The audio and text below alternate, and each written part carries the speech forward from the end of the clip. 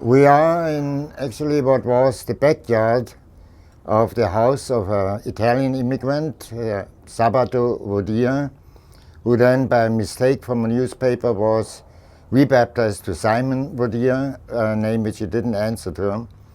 He was a day laborer doing bricklaying, tile setting, cement work, and from 1921 through 1954, in his spare time, evenings and weekends, he started building what is now known as the Watts Towers. A set of 17 sculptures, backyard sculptures, built with scrap iron, and he used everything, rods, pipes, U-channel, T-bars, whatever he could get his hand on, and bent them into shape at the railroad tracks which were adjacent to the property.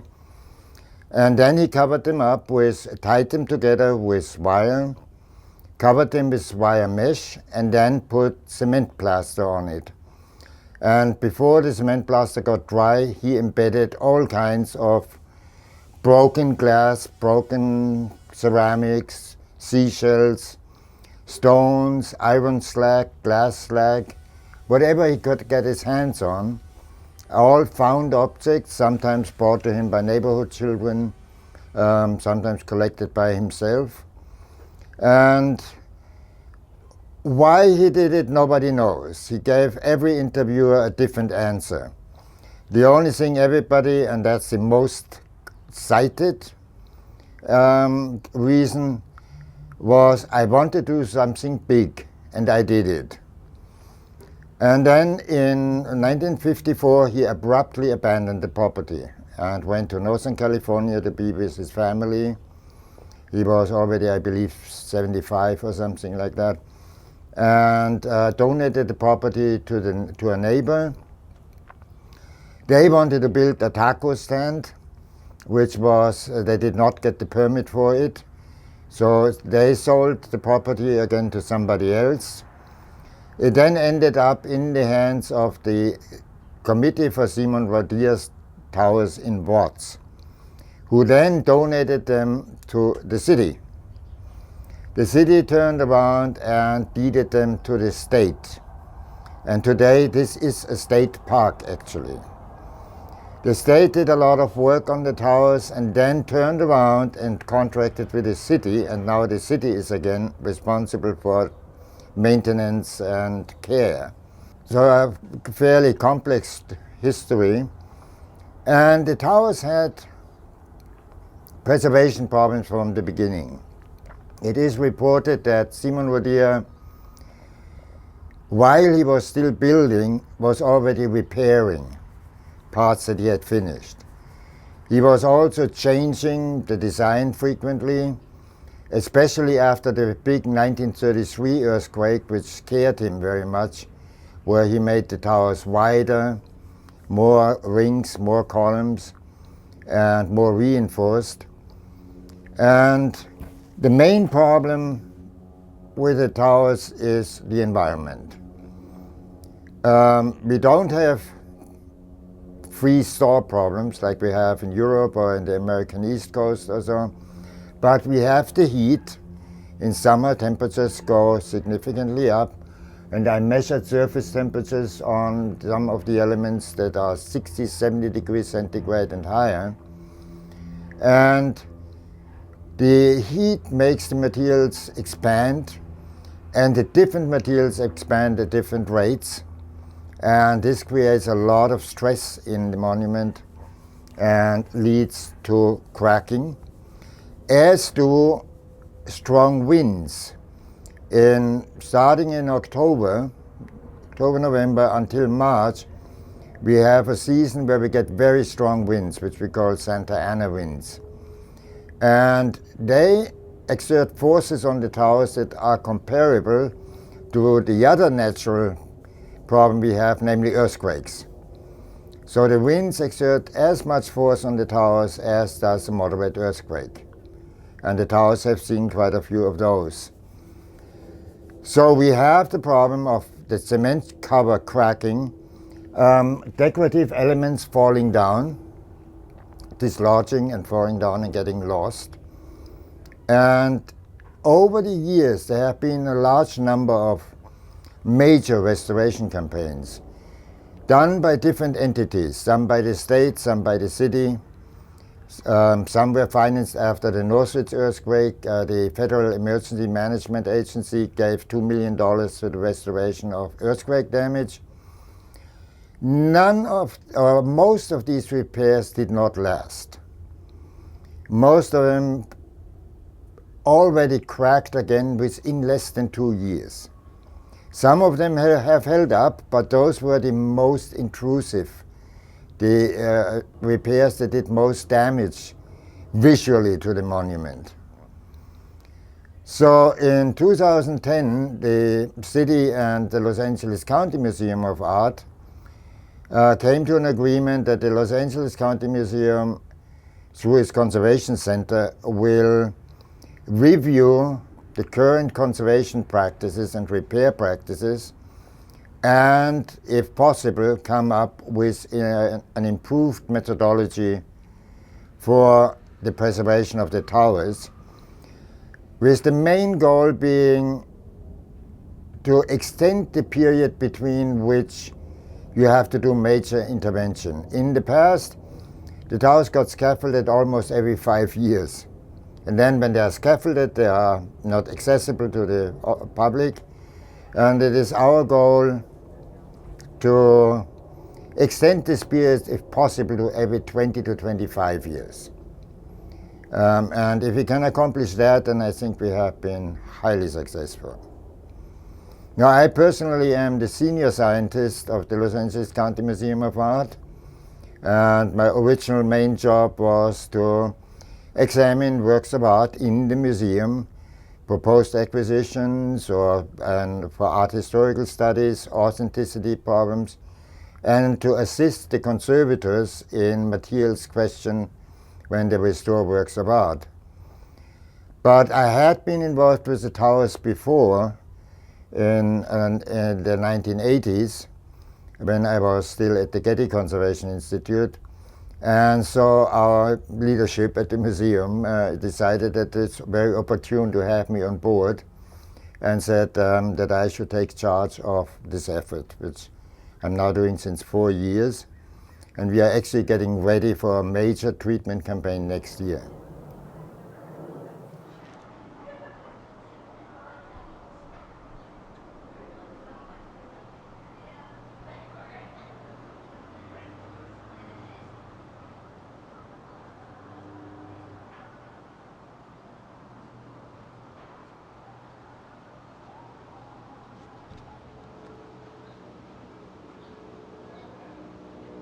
The first 2 to 3 years were mostly diagnostic. The reasons for the deterioration of the towers have never been scientifically established. And there was the preconception that comes from the residential and commercial concrete structure side. When we have problems with steel reinforced concrete, we always look for the steel. It's always the corrosion of the steel. So our predecessors that did restoration here worked from the assumption that all the damage, or most of it, is caused by corrosion of the steel elements in the cement. This did really not explain why then the repairs they did failed within 18 months, 2 years. This did not make any sense to me. So I decided to first find out what is really going on. And it's not that I invented something new. There is a report from 1983 that states that most likely the causes of the deterioration are heat, vibration due to wind, earthquakes, and steel corrosion. It leaves the question open which one of them is dominant, and I actually use the expression it's a chicken and egg situation. Which came first, the chicken or the egg? So the first 2 to 3 years, and still ongoing, we installed a monitoring program consisting of monitoring the cracks and their movement, at which point we found out that on a daily cycle they open and close. As the sun comes up, they close. As the sun goes down, they open. So we now know that the majority of cracks is actually not static, it's actively moving. We did tomography, where we measured surface temperature and documented them with an infrared camera. We had a high-resolution laser scan of the whole monument done. We had the floor studied with ground-penetrating radar, at which point we found out that there is no reinforcing steel in the floor. The thickness of the floor varies from 2.5 inches to 6.5 inches. So we found out a lot of things. We installed accelerometers, similar to the Nintendo controls, at which point we found out that the winds are really doing as much force as an earthquake. And then we were very fortunate that the Civil Engineering Department of the University of California, Los Angeles, got interested to partner with us. And they brought in their equipment, which is much more sophisticated than what we were able to employ, and complemented our studies with their own. At which point we found out that the towers as a whole are moving when the sun comes up. They are bending away from the sun because they expand on the sunny side, and so they get longer on the sunny side and have to bend over to accommodate that. All of this puts tremendous stress on the monument, and UCLA has modeled some of the things that are happening on the towers. And between their study and ours, I think we have now, the first time, a very good understanding, A, how the towers respond to their environment, and B, why the things are happening that we see happening. There are still a few small questions, like one of the smaller monuments, the gazebo, showed damage that I could not explain until a few months ago. It was just not in line with what we see in the tall towers. And again, UCLA was extremely helpful. We did measurements where we measured the gazebo movement and the movement of the west tower. And we found out that the west tower, as it's leaning away from the sun, is pushing against the gazebo and causing the gazebo to show serious problems. So that was phase number one, know what you're dealing with. Very early on, once I found out that the cracks are actually all active, or most of them, are not static, this gave me an explanation why the repairs failed. Because our predecessors all used very rigid repair materials that cannot accommodate movement. And so it means that they had to crack again. And this is a phenomenon we know from civil engineering and from street building and everything, where we put expansion joints in and all that. So we started then early on in the second to third year looking for materials that can accommodate movement. And one of the logical choices was expansion joint filler, which are silicones that are designed to be stretched and compressed. And we started experimenting with those and narrowed down our choices. Also, we decided to go for a more modern type of mortar, polymer modified mortars, which are basically cement mortars with a resin in them. The resin can be epoxy, the resin can be acrylic. And we tested some 30 plus mortars and have narrowed them down now to 4. Our older, and then we did laboratory testing, outdoor exposure testing, and once we satisfied and had narrowed down our choices, we did in situ testing. We repaired old repairs. So we did not go in original material, and most of the damage we have are actually repairs. For decades, people have been repairing repairs. There's very little new damage to original Rodia material. It's all in the old repairs. And our oldest test repair is now 22 months old, and it is executed with a material and a technique that we would not use today. So we call it inferior. But it still holds up. So it has already passed the 18 months period in which many repairs failed. We are now approaching 2 years.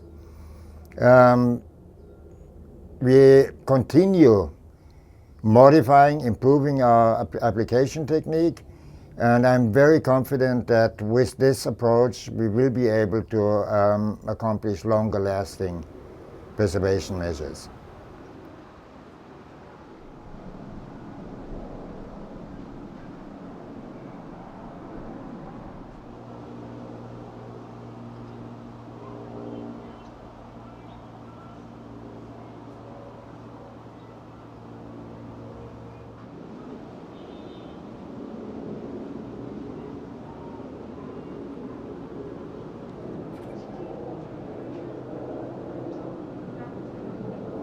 Well, money is always the big question.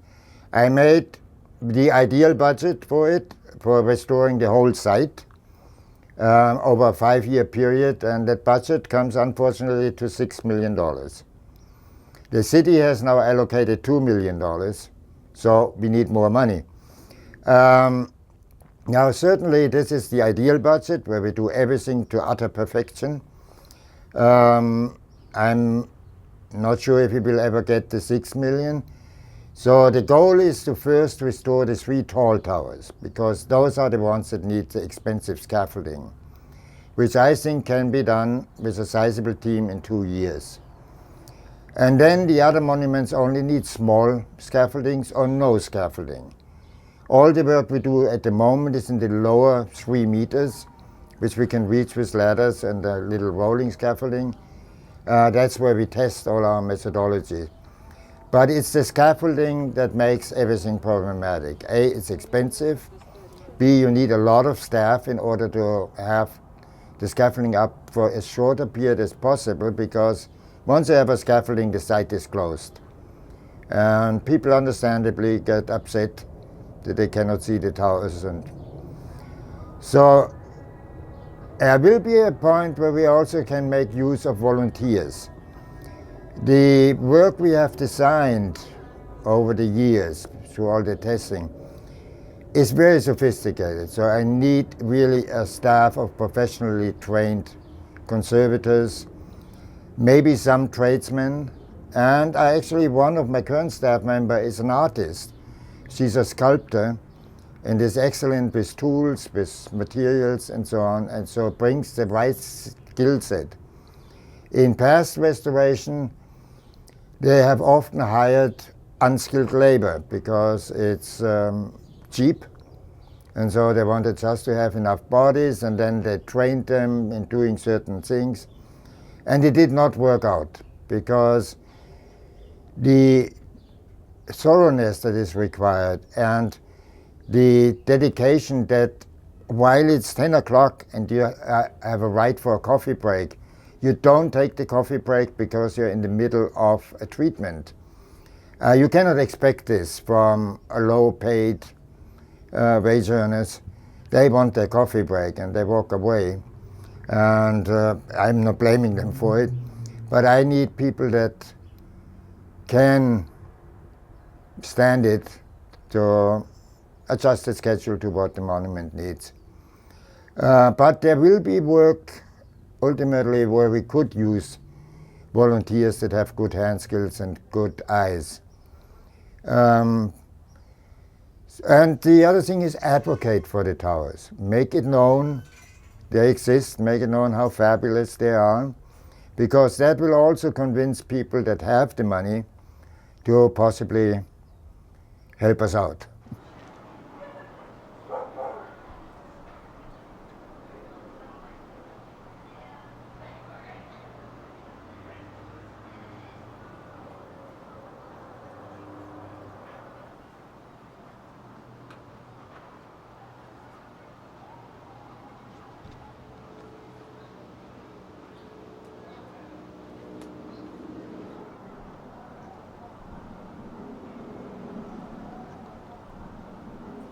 why should the towers be preserved? Like with so many modern and contemporary works of art, the population is actually split. There are people that would not see nothing better than having them torn down because they consider them trash with found objects and so on.